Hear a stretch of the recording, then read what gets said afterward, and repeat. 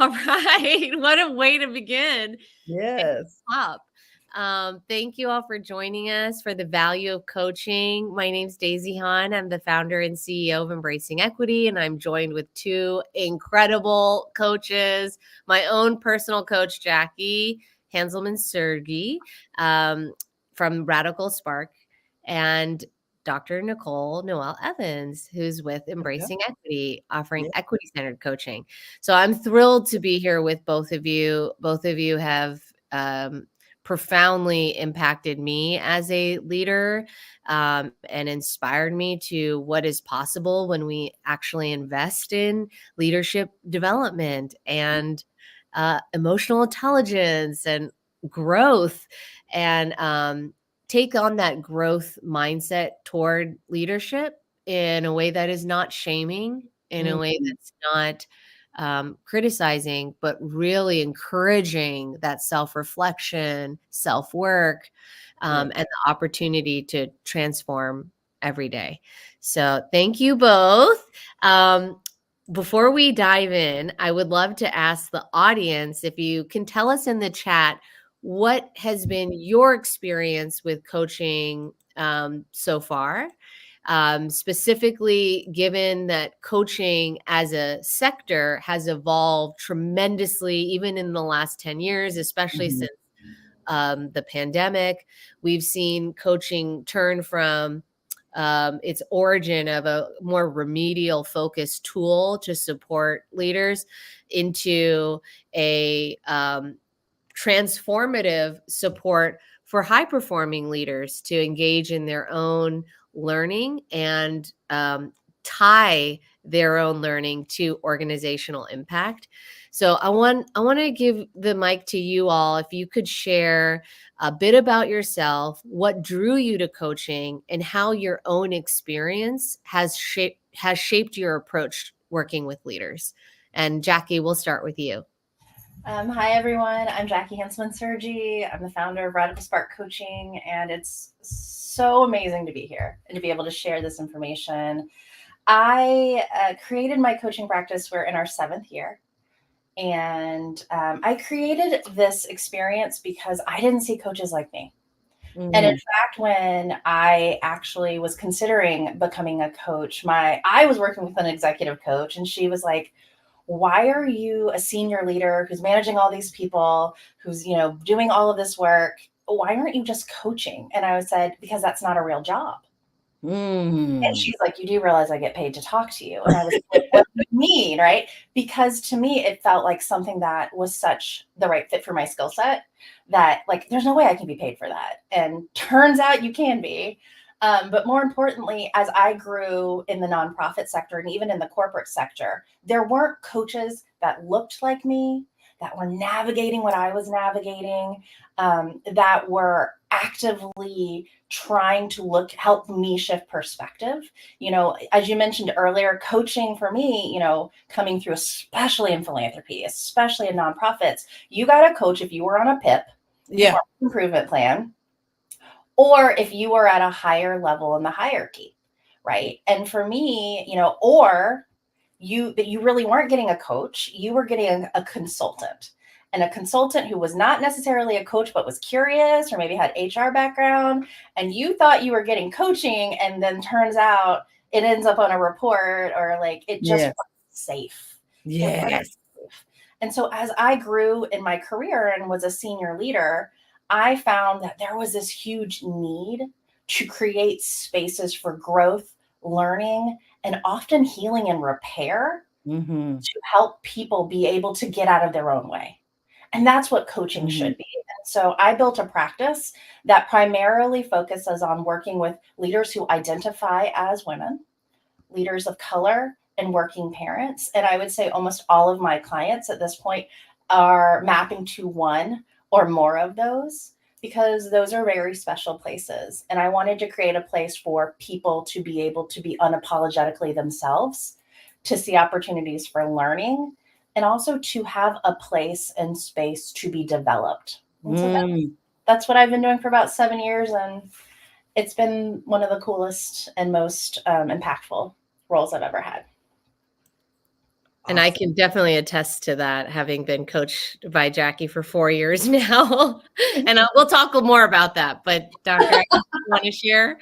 Yes. Hey, everybody. Dr. Nicole Noel here. And I really started my career in the education sector, right? I've been there for a long time. I'm the child of an educator, then served as a teacher and administrator in the public school setting, and currently the senior director of leadership at Embracing Equity. Woo-hoo. Where I have the honor of working with adults who want to transform both themselves and their organizations with an eye on equity and anti-racism, right? In addition, just to tell you a little bit about what I'm really embarking upon now, I am teaching some undergraduate students how to be socially just teachers, right? And so that's something exciting that I'm doing now. But I believe in coaching for humanity, right? Specifically, our future really depends on, you know, in that role of, when I think of educators, when I think in that little bitty place, it depends on educators who are socially just and who are looking inward. And that's what coaching is for me a lot. It's actually, for me, coaching is an extension of my calling as a teacher, right?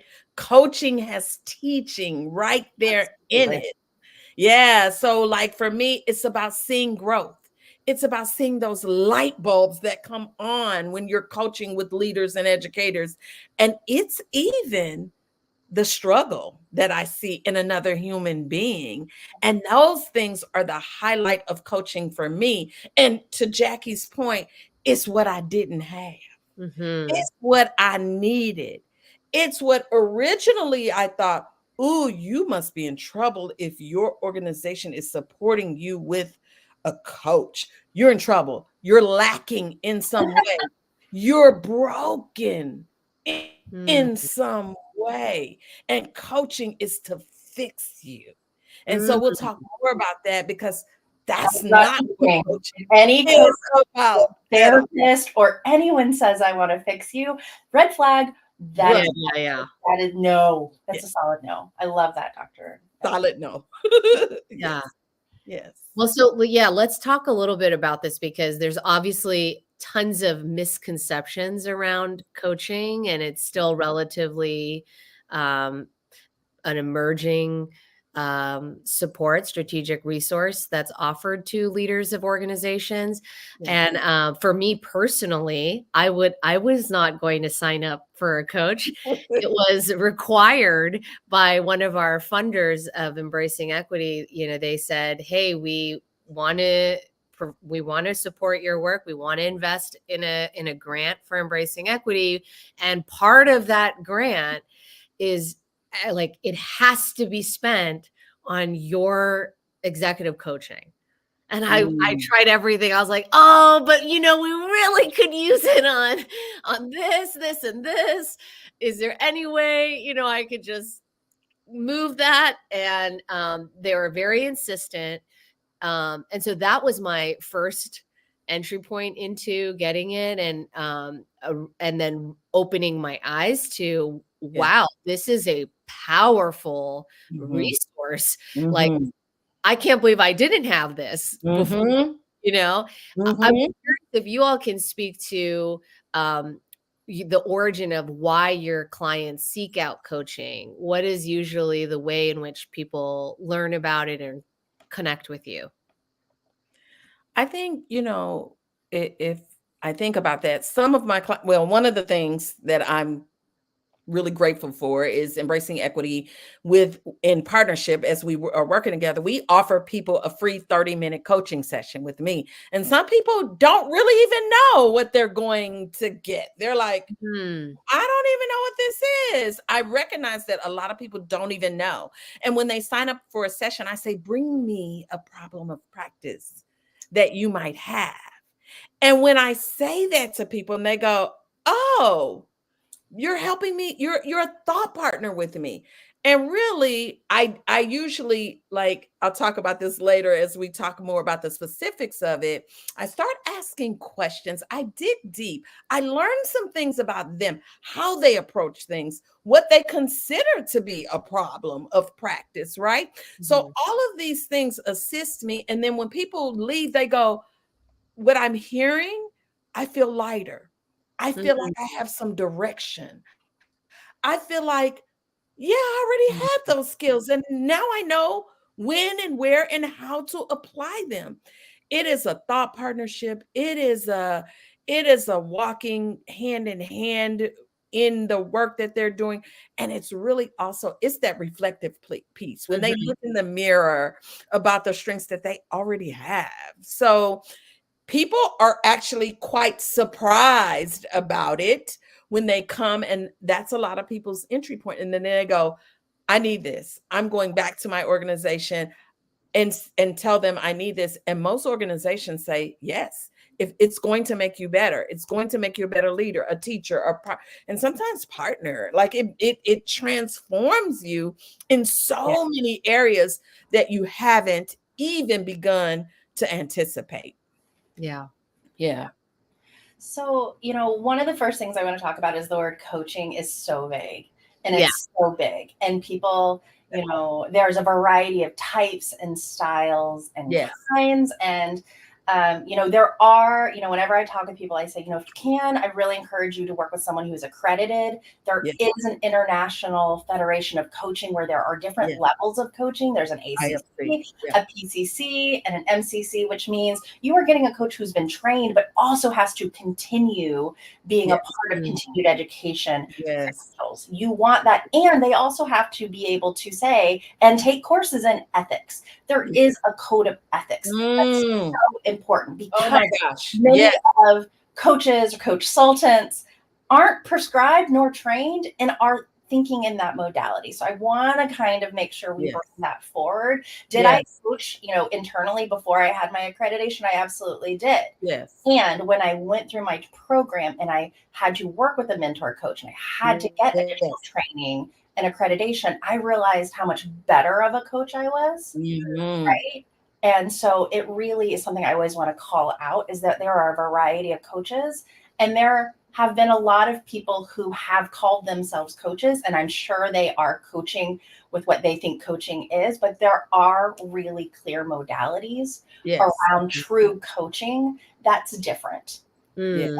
So have to I say agree. that, around that. And so when people are working with me, here's what I found to be true, that many of the people that I work with are so dedicated to the mission and the work that they're doing, and they are pouring. And they are pouring into their Mm. teams, they are pouring into their organization, and many of them are pouring into their families at the cost of them.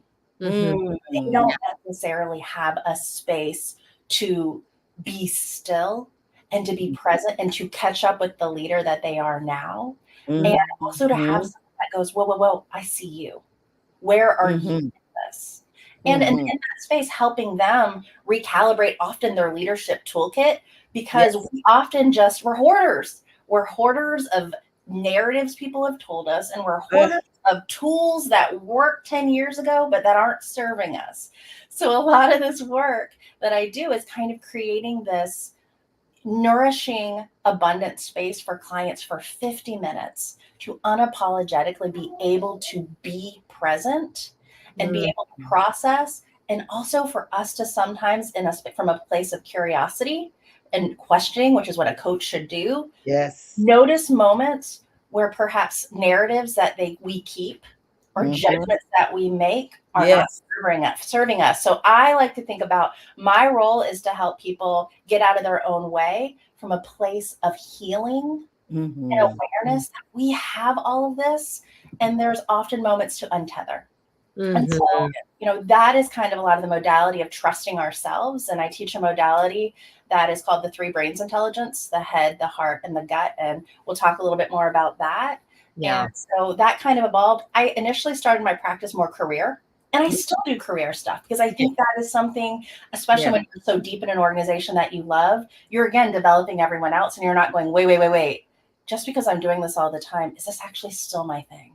Yes. I evolve? Mm. How do I create this? Why does it feel like my soul is dying every time I open up that budget? Mm. Right? Like there are things that sometimes we have to unpack and be real about. Right? Yeah. Sometimes you get to graduate from an organization. Yeah. Yes. And if everything falls apart, if you're leaving, then something's wrong. And Right. that's not okay. Exactly. Right. Yes. So started there, and then that evolved with then going into executive coaching, because a lot of those people were like, oh my gosh, you're keeping me honest to what actually maps to my value system in my career and sets me to be successful. Come be my executive coach. And that Mhm. evolved. And then I started doing some teamwork too. So it kind of started for me, people knowing that I was a really good internal coach. I did a lot of leadership training. Yes. And then now my practice is almost, I would say, 90% referral. I typically don't work with anyone. And that's look, I am so thankful. And I never thought I'd say that, but truly I want to work with amazing people. Amazing people know other amazing people. And it's kind of been truly a beautiful way. So that's how people often work with me, or they see me at something like this or at a conference and they go, I saw you, I want to work with you. And so we do. Yeah. Yeah. That's awesome. Yep. And we're going to move on, but I want to say one thing about something else Jackie said. I agree that we want to remind people that there are standards for many industries, and there are standards for coaching as well. Right. There are standards around confidentiality. So instead of having someone just say, okay, I'm just going to do this, and now I'm going to share with this person and that. No.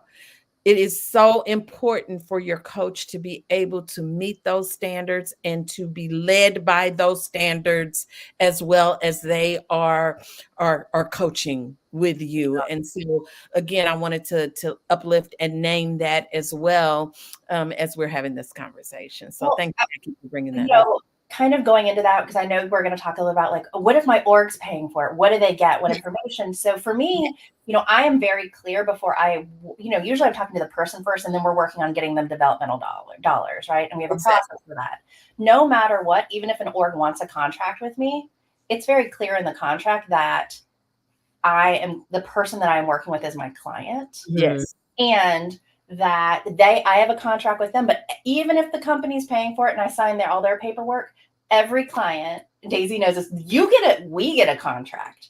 And there's a whole section around confidentiality. Yes. And if I'm working with teams, I'm very clear, you're my client. However, if there are common themes that I am noticing, I will ask permission and share that with leadership, because sometimes it's safer coming from me. Yes. Them, but I'm not going to name names, and I'm going to say, hey, I've heard this a few times, or hey, where's this? Where's this coming from? Yeah. So, when I talk about confidentiality with my people, I say there are two areas that I will not hold confidentiality. That's if I'm concerned about self-harm, harm of others. And two, if I'm concerned about you doing something unethical or illegal. One, don't do it. Two, don't tell me. Because there is no client kind of like, patient client kind of like rule. Get our notes, y'all. So be thoughtful with what you share. Yes. The other piece is when you think about that, like for one of my clients, her organization paid for it, and she was really struggling in a situation with her direct report, her supervisor. She asked me if we could bring her supervisor in for a coaching session, and it was so powerful. And then that led to me also coaching her supervisor, because the impact of that coaching was just amazing. So Daisy, when you ask where do we get clients, it is within the impact that we make, and they show others and share with others that people are coming to say, I need this. And for me in particular, with our work that we do with educators and embracing equity, many leaders, I am coaching them sometimes in the leadership residency, the program that I lead. And for at least 5 women, they just happened to be women, they were transitioning to leadership positions. And they said, I need this coaching during my transition period. And we were able to make that happen. And it has been just amazing. I love transition coaching. I would say a lot of times I love that exploration. I love the possibilities coaching. And a lot of when we're seeing that transition of leaders, I think that's such a beautiful time to begin a relationship with a coach, because we have to help. And so, Daisy's heard me say, we need to shift you from doer to leader. And now I'm also saying, hey, we need to stop being the warrior and be the leader, right? Mm. Which what are we bringing into the room? Because sometimes we self-sabotage by coming in and being ready to prove ourselves and validate and be the warrior. That works against us because actually they're going, wait, what's going on here? Yeah. Right? Like, we believe in you. And so I think it's so important for people to understand coaching is about you. It's not about the coach, and that your success is our success. And I think that's so important. Yes. Well, and that's a big distinction to the coach consulting, coach consultant kind of role that is also very prevalent. Which I had worked with before I worked with you. And I think an important part of the process being successful is that you have agency in selecting the coach that aligns with your values, and that while it's not about the coach, your relationship and the trust and vulnerability that you're able to show up in that coaching is going to either lead to that transformation, or it's going to feel like an added burden to an already full plate. And so, when I was looking for coaches, I had questions prepared You for were not wanting a coach when we met. I want Call it out. but and there's been harm, right? Like, as a woman of color, I have been harmed by these kinds of setups, the gotchas, where I'm like, oh, you want me to open up, and then what's gonna show up, down the road? Absolutely. And I'd sat in that seat before too, and I think it was surprising for us to engage because I very much am aware of the kind of coach that I am and what I'm not. And I think that, not every coach is going to be for you. And I think here's what we forget. You might find a phenomenal coach. And I think I said this to you recently, Daisy, they're just like friendships. There's a season, a reason, and a lifetime. Yeah. And you might need a coach for a certain season or a reason. And then this might be your person that you can go and get your tune-ups with. And that's okay. And good coaches also know other good coaches. So whenever I talk to anyone, and it surprises people, I'm always like, hey, I'm going to send you my information, but I'm also going to give you 6 other coaches, primarily coaches that I know that are accredited, that I trust. Honestly, I try to give other coaches of color, people of color, because there's not many of us. Yeah. I try to promote us, and I put that in every follow-up email for people because I want people to go and find the coach who holds space for them in a nourishing way. And it may not be me this time, but I still want to leave them better than I found them. And I think that's important. I'm not in competition. I'm in community. Right. And I want people to be better in the way that feels better for them. Yes. Yeah. Well, can you both share an example of a breakthrough moment with a client where coaching significantly transformed their leadership? Yeah, honestly, most of my coaching is virtual because people are all over the nation. However, I had an opportunity just last week, y'all, where I am coaching someone who is here in St. Louis. Oh, wow. And so she said, we were working on her strengths, and one of her strengths is quick to act. It's just quick. That's a strength for her. But it's been valued by her team. They value that. Bam, she's on it. We love that. We need that, right? And so it's also what we Sounds call familiar. Yeah. Yes. But it's also what we call an overdone strength. It can be overdone. Absolutely. It is overdone. There are situations where, though it's a strength, it can show up like a weakness because it can be triggering to other people. That may be a strength they don't value, they don't find effective, and they got a bias towards. That part. And so as I was observing her, just observing and just giving feedback, just because we had an opportunity to do it, I was like, oh, I'm going to come out and see you. And she's like, let's do it. Right. I said, we can do one in person. And so immediately there was a situation where a staff member was struggling with a child. This was in a school. She just jumped right in there. And what she didn't see, what I saw, was the look on that staff member's face. It was like, I didn't need you right now. You could see it, right? And then right afterwards, the person and the child went on. They did what they needed to do. It ended up being helpful. And she finished doing what she was doing. And I waited. I didn't even say anything at the moment. You know, she was interacting with other people. And then when we sat down and I said, remember when we talked about your overdone strength of quick to act? She's like, yeah. I was like, it just happened. And she said, what? What do you mean? And she was like, oh, it did. It did. And then what we were able to do, she was like, oh my gosh, I heard you when you said this could be an overdone strength. But that aha moment, that transformative moment of me giving her that feedback in the moment to say, this is how it landed. This was the impact of that strength that you had, that overdone strength on not only the adult, but also the child when you jumped in. Because at first the child was resistant to her help because the child didn't see it as help.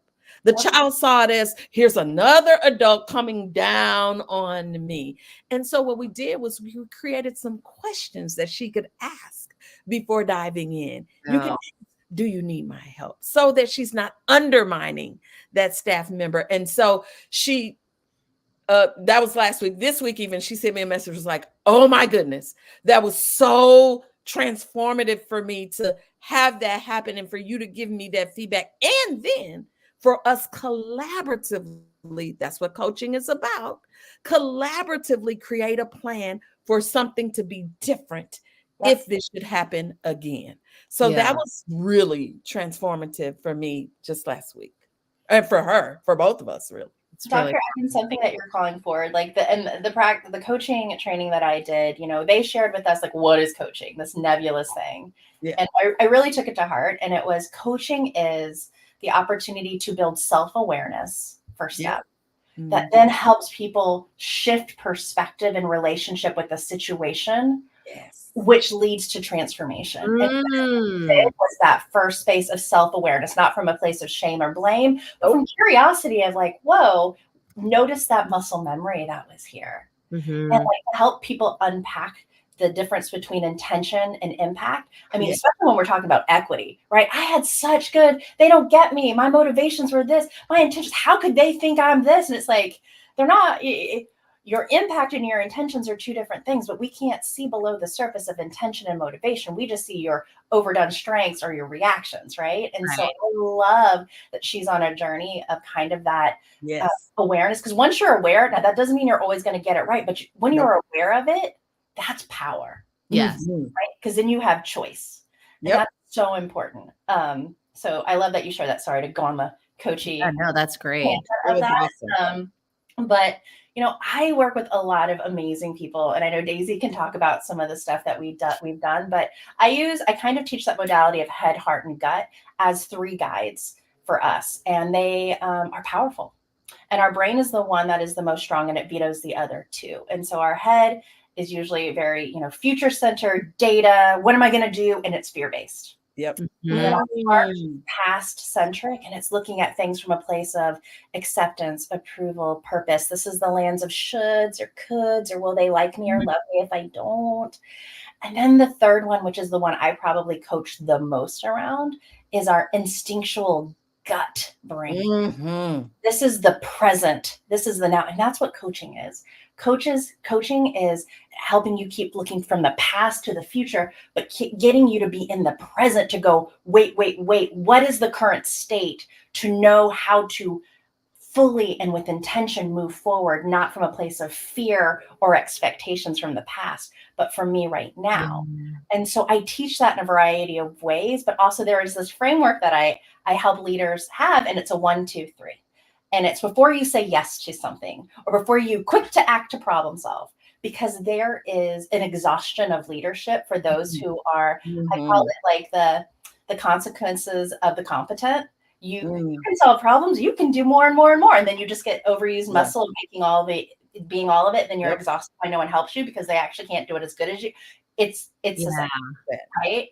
So before we go making sure we don't turn into leaders who are just fixers or helpers, because that's burnout central. That's not sustainable, and it doesn't develop your team. You can't go on vacation if you're the fixer and the helper all the time. So how do you become a curious guide?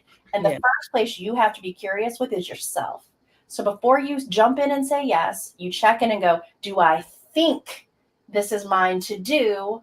If this, then what shifts, and at what cost? Yes. Your heart. Do I feel like this is mine to do? Am I capable? Do I have capacity? Is this a should or a could? Don't be shoulding all over yourself, right? At what cost? Yeah. And then more importantly, going to the gut. Do I want to do this? Am I the only one that can do this? And do I know this is mine to do? At what cost? If they're not all yeses, then you need to take a pause. Or if it's yes, and I am the only one that can do it, go do it. But realize that's actually what we need to be coaching on, because you should never be the only one that can do something. You might be the only one that could do it that great, but there should still be some competence for others. So that's, so I've seen that modality be transformational with so many leaders to kind of check themselves. Just because you want to doesn't mean you actually need to. They're ready for you to. They actually will appreciate if you do it. So you need to also check, am I safe and secure to do it? Will this be accepted and approved of? And am I going to be protected in doing this or saying this? Yes. You have to check in and being right versus effective and finding that middle zone.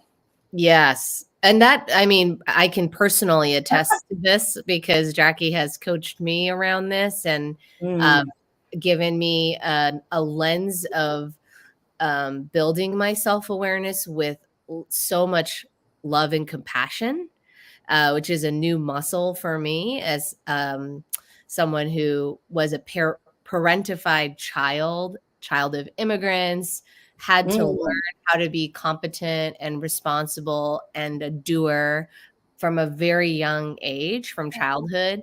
That became my identity. That became the source of my self-worth. That became the source of my pride, right? And when that is exhausting, and when that cost, Daisy. It starts also having the wrong impact, not the impact I want to have, because I don't necessarily need those strengths at this moment in this context. Right.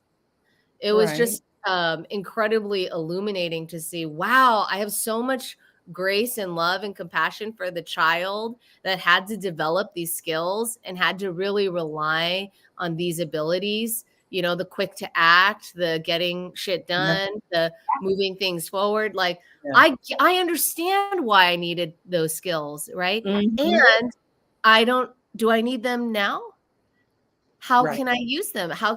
Is it strategic to use it in this case? Yep. Is it going to build my relationship with this person? Or is it going to potentially hurt my relationship with this person?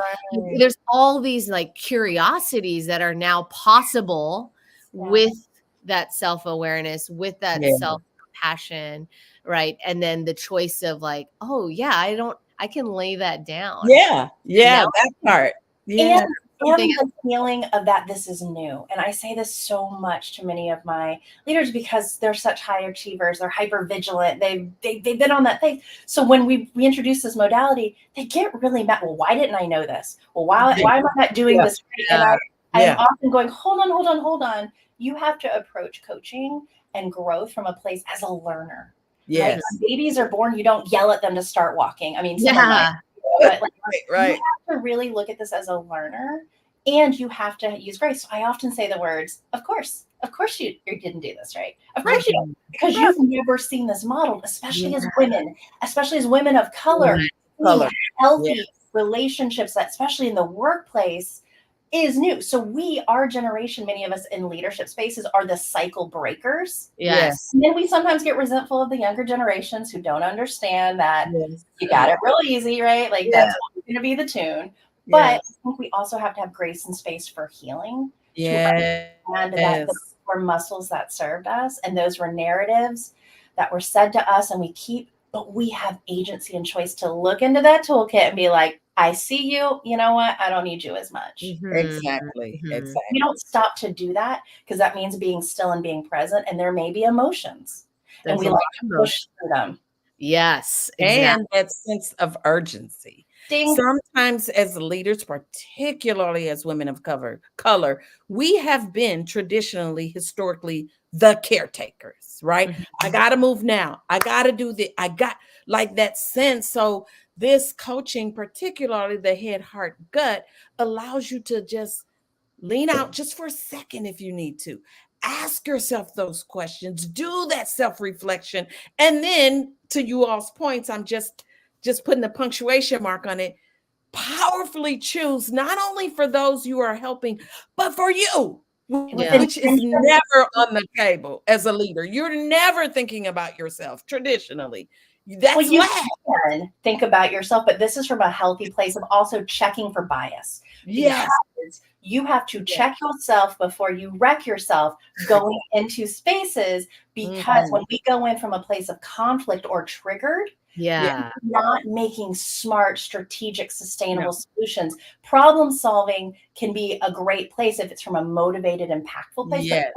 we are in conflict. We are either over analyzing, making more Yep. process and pausing a process, or we're accommodating and or we're asserting, and it's not great. So we have to check: am I approaching this from a place of conflict or motivation? Because you're going to be a better leader. Yes. Understanding there is conflict, and here's my intention. I think Yes. that's so important to do. Yeah. Yes. Well, Yes. I'd love to dive a little bit deeper into the intersection of diversity, equity, inclusion, and coaching, because in the past, we know coaching didn't prioritize DEI issues and issues related to power dynamics, systemic inequities, the lack of representation of marginalized identities in these leadership decision making positions. Yeah. They were not addressed, right? And now DEI is a core part of executive coaching, right? It's Uh, understood that it is a critical part, helping leaders understand their own bias, their own privilege, yeah. systemic racism within their organizations. It allows us to then foster more inclusive, equitable environments for everybody on the team. Can you all speak to your own identity as a woman of color, how that has impacted your coaching, and then how you see DEI in your coaching practice? Dr. Evans, would you like Yeah. to go first? Yeah, I will. I think for me, my identity as a Black woman, again, going back to some of the things we've been talking about, me believing that narrative of I needed to hold all things, particularly as a Black leader, be all things to all people, and all of that. I was just struggling. I didn't even have time to be self-aware. So I think the pieces that you talked about, Daisy, is when I think about equity and more equitable, inclusive environments, it first started with me as a leader or with leaders having the self-awareness. It also helped me in challenging the biases that I might have, whether it's about leadership, whether it's about identities, people who hold certain identities. I had to begin to challenge those. And coaching, being coached, helped me do that. And so I take that into my coaching. And again, instead of leaning into hierarchical structures, coaching, this kind of equity centered coaching, does allow for that shift in power dynamics, right? We're often in a hierarchical organization. Some organizations say they're flat in trying to reach this equitable and inclusivity, and they are struggling with that, but it makes room as you're coaching leaders for inclusive decision making. Mhm. It makes room for shared authority. It makes room for you as a leader now to begin to really hear and listen to the diverse voices and in your organization, and it fosters collaboration. Coaching also, as you're doing it in this way, is another way that's external accountability for Mhm. your commitment and for you doing this equity work. For me as a Black woman, what I needed to be was seen. I needed to be seen. And so when I take that into my coaching and my clients, and I say to them, I start off my coaching with the word Sawubona. It's a Zulu word that means I see you. I see the whole of you, and Mm. you are valuable to me. And Mhm. so I give them that, I offer them that, and I want them to translate that. We work on setting goals to translate that into their leadership so that they can say to the folks that they are leading, I Yeah. see you. I see Mm. the whole of you. You are valuable to me. That's Mm. some of the equity and inclusive and belonging that I want to foster and I aim to foster in coaching. Awesome. Thank you. I love that so much. Thank you for sharing that. You know, for my identity as being, a mixed child, the lovely other box, it's a Mm. really interesting space because I grew up in the deep South. I hide my accent a lot, but when I'm with my Southern clients, it comes out. But I grew up in a really unique space where no one in my family even looked like me. Mm, My mom mm, is Asian and my dad is white. However, he brought family that didn't look like me. And my mom actually, my sibling is half black. And my parents Mhm. divorced. So I actually grew up not looking like anyone. There were not very many of us. I grew up in a military base, so there were other kids, but there weren't a lot of like half Asian kids that were white. There were, a variety of other things. But I actually grew up with a very unique perspective as an other because people forgot about me. mm, Mm. And I also got invited into unique spaces because a lot of my family is Blasian. They're Black and Asian. And so I would go to my auntie's house and I would go with them. And they were very clear in inviting me in, but they told me about privilege very early on to make mm, sure I understood it. And so I was able to experience this and be in the spaces to learn and to listen and to ask questions, as well as growing up with a sister who very much was identified as Black, right? And just in the South. And it was a unique experience, Mm. constantly othered. They mm. didn't know what I was, but they always felt like they needed to comment on it. Going to school in Hickory, North Carolina, Ooh, like being called Connie Chung, like all of these like Mm. terrible things. Right? And mm, you don't know how to blend, you don't know what to do. And it wasn't until I moved to the West Coast that I went, oh my God, people look like me. Mm. yeah. Amazing. But in my coaching space, because I've been an other, because I'm also, which I didn't know this term until I moved into education nonprofit, I was a model minority. Mm. I, Mm. Ah, right. yeah. And also, I was told I didn't count, even though I grew up very, it was just like, okay, fascinating. But Mm, because of that, I've been invited into rooms mm, that others will not be able to be seen in. And I realized the superpower was being in the other because mm, people forgot. So I mm, could listen, mm, I could watch, I could see mm, what happened when people walked out the door. And from mm. that, I learned a lot. Yeah. And I went, got it. I want to use this power for good. And so Mm. there's not being like, what about me? And I'm like, whoa, this is actually important.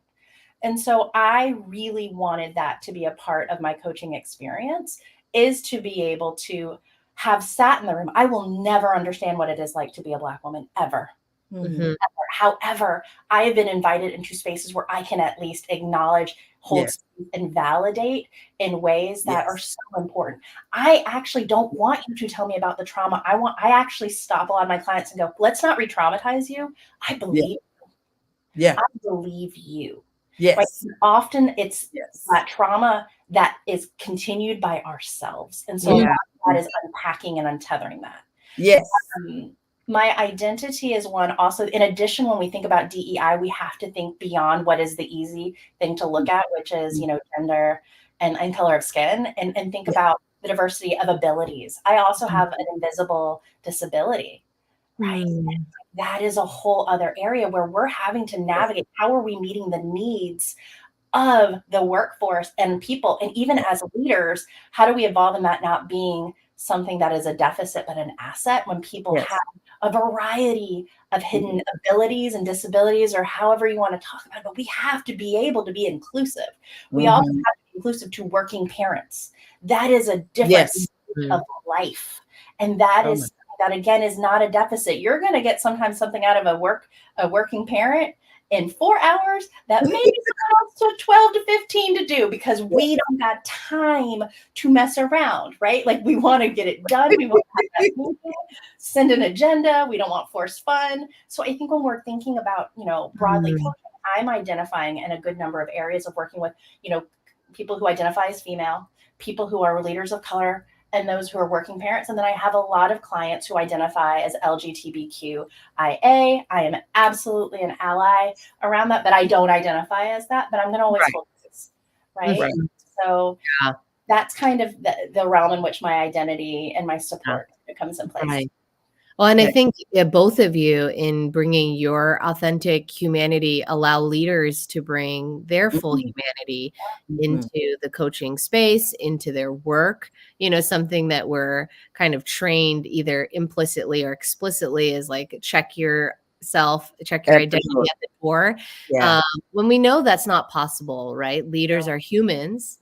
And we are all humans trying to work together, hopefully in an organization with a shared mission. But how doing that to humanity? We're taught to stay safe and secure, accepted and approved of, and in control and protected, and we at the cost of self. At the cost and at the cost of teamwork, and at the cost of joy and collaboration, and all of the beautiful things that come with authentic, full humanity.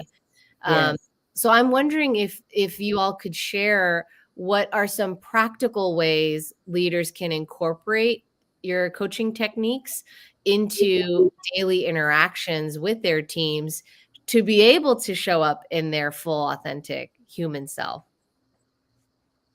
Yeah, I think, one of the things, haven't talked about it a lot, but one of the things that we like to use both in Embracing Equity in our programming and in my coaching is mindfulness, right? Just centering yourself sometimes. I think people should bring that in. Also, I think, leaders just, whether they are serving as coaches to their folks, which in some ways they are, right? They can embody a coaching mindset, what we just talked about, right? That head, heart, gut, like framework that Jackie really talked about. Specifically, that self-awareness. So those self-reflective questions that you want your folks to ask themselves before acting, right? Also providing that constructive feedback, like I did with that one client.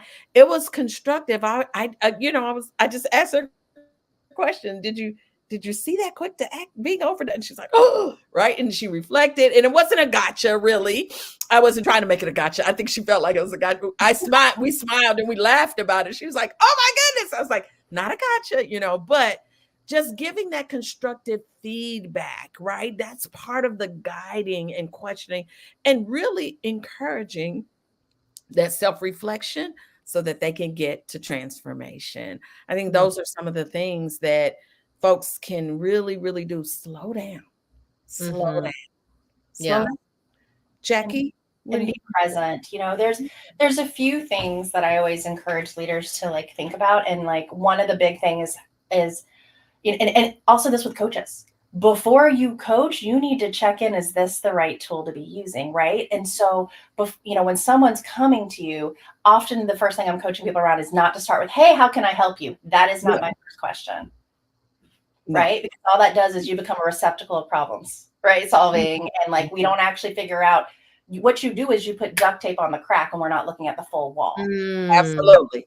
Absolutely. And when I'm talking to leaders, the first thing you can do is first check in when that person's coming to you, ask them how they want you to show up. You need permission to be a guide and coach. You can't assume that they want it. So first and foremost, I usually say, check in, asking them, hey, the AA, I appreciate that what's going on right now. I want to acknowledge it sounds like this is a tough thing. I want to ask you, what's the best way for me to show up? Would you like for me to be in problem solver mode, or would you like for me to be in listener mode? I think that's a first way to kind of think about it. How am I showing up instead of always coming in as the firefighter? You might need to let this person just process, and you need to know how to show up. and then approach it as a curious guide. You need to approach things from a place of curiosity, Yes. compassion, and trust. Now, trust doesn't mean I trust this person. Trust that this person has some answers, and trust you will leave this conversation knowing more. Yeah. Yes. Oftentimes when I ask leaders, did you ask them? Daisy, you've heard me say this, but did you ask them? No. Ask.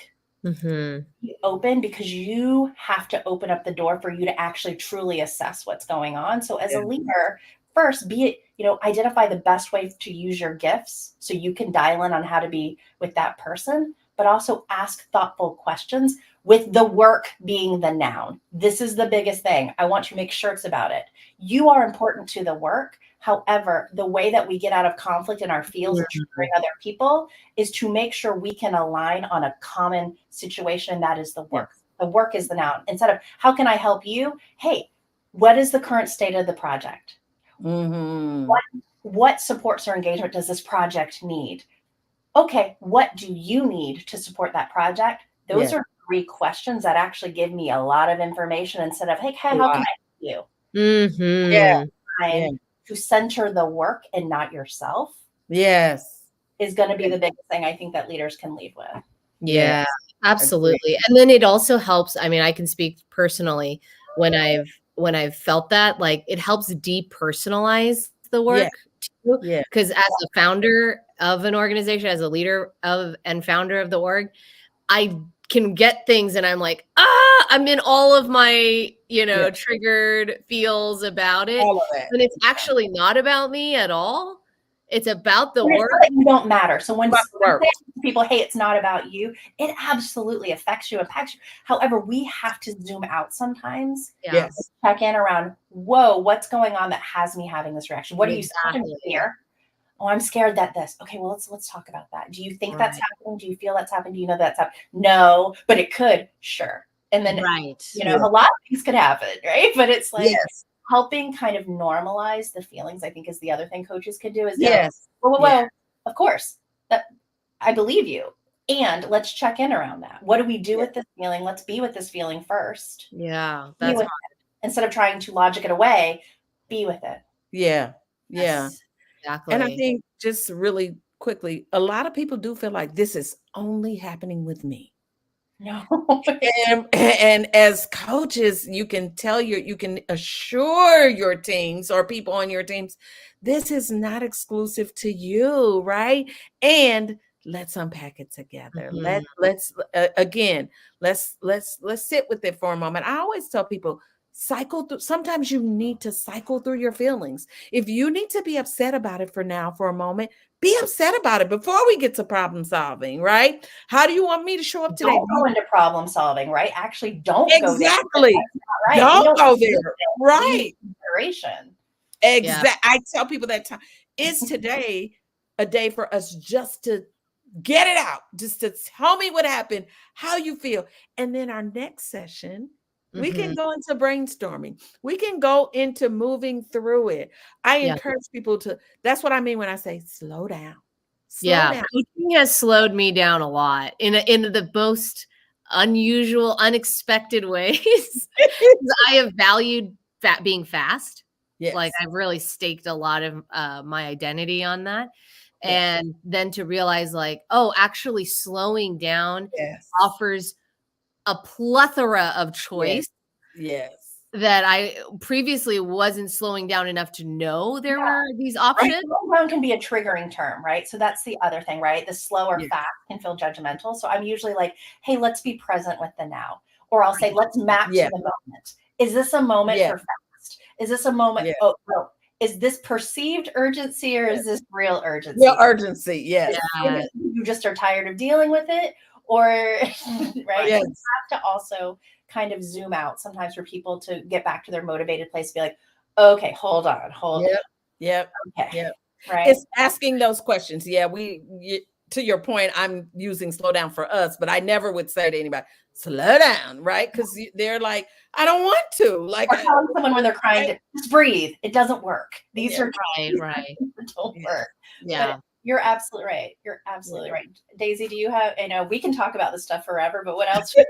I know we only have about 5 Oh, minutes, so I would love to wrap with one question around how you all measure the impact of coaching, because obviously leaders and organizations want to understand in as clear terms as possible what the return on investment is for coaching.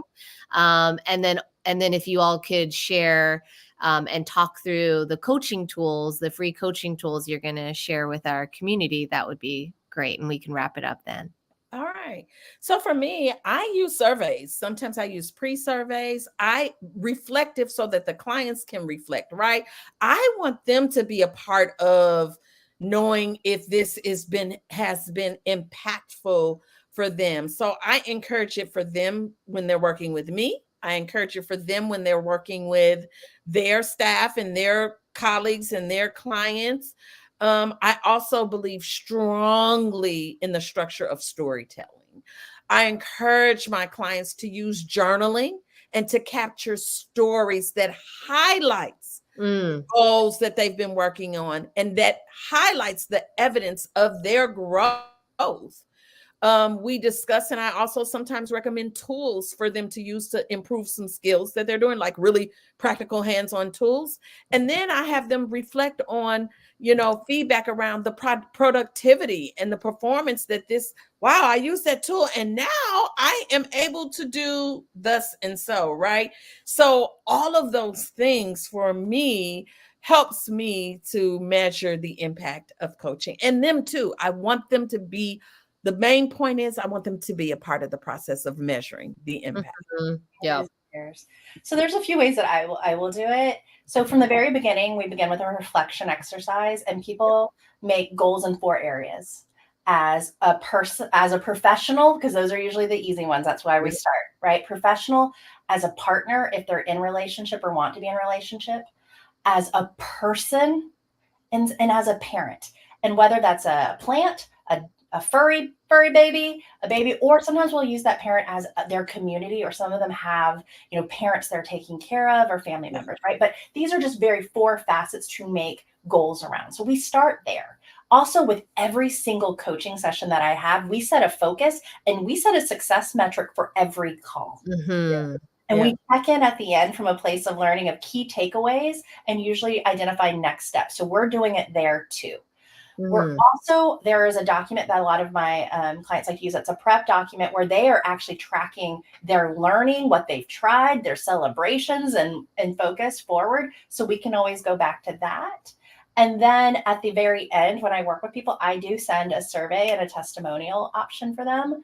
And so I have that information, as well as, I think for me, one of the biggest tells is the number of people I continue to work with. And sometimes they'll graduate and they'll come back 3 years later. Yeah. The fact that my business thrives on people talking about their experiences. And some of them are people I didn't even work with. They're people who I did a business, like a discovery call with, and I wasn't the right person, or my timeline didn't work, but they had such a good experience that they're sharing it. Yeah.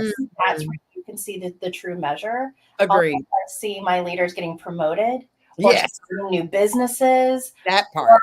I see, or I hear from their team members of how great of a leader they are. Like, those are the metrics that map to me for impact. Yes. And when it's time for organizations who want to know, we talked about this earlier. I have a document that I work with the client to create. So they share their journey and their metrics of success with the organization, with me kind of writing notes in there as well that they see, so I don't break confidentiality. Right. And so talking about the tool I gave, and I'll do mine, and then we'll end with yours, Dr. Evans. Yes. I want everyone to work with Embracing Equity because they're phenomenal. Yes. My tool is actually kind of starting a little bit of that head, heart, and gut factor of what they mean and how we need a little bit of all of them, as well as how to set intentions with it. When I walk into the room as a leader, this meeting will be successful if the people, like my team, leaves thinking this, feeling this, and knowing this. And that knowing is often a call to action, right? Yeah. It's kind of like organizing, same modality of organizing. All right. And then for me, then you also have to think about yourself. What will I leave this meeting Mhm. knowing to be successful. We forget a lot about ourselves and we just focus on pouring into that space of impact. Whoa, whoa, whoa. Where am I in this? What are my indicators of success? So it's a one shader about that. Awesome. Thank you so much. And I did drop it in the chat for everybody. So thank you, Jackie. The tool that I left was about an equity lens framework as leaders are acting or making decisions. So it starts with self-awareness and positionality. What about your identity and experiences impact this decision or situation? Impact versus intention, like Jackie. What impact might this decision have on marginalized groups? We're on with that equity piece, inclusion of voice, whose voices are being centered in this conversation or decision, whose voices are missing. Access and opportunity. Does this decision or action promote equitable access? So it's really focused on the equity piece, power dynamics and privilege, accountability, and continuous learning. So again, I really wove that equity piece in as you are making decisions or about to do an action as a leader. That it's what we talked about. It's that self-awareness, it's that self-reflection, and not centering a sense of urgency, yet centering intentionality. Perfect. Yeah. I love this tool. I am going to share this because you guys know I love you, but I'm going to include this in the toolkit of a great tool and a great organization.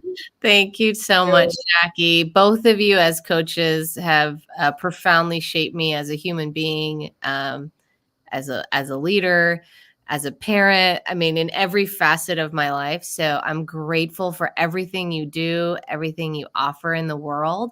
And as Jackie likes to end, do you want to say it, Jackie, to end this webinar? Why don't you say it? Go forth and be amazing. Thank you. Bye. Thanks, everyone. Bye.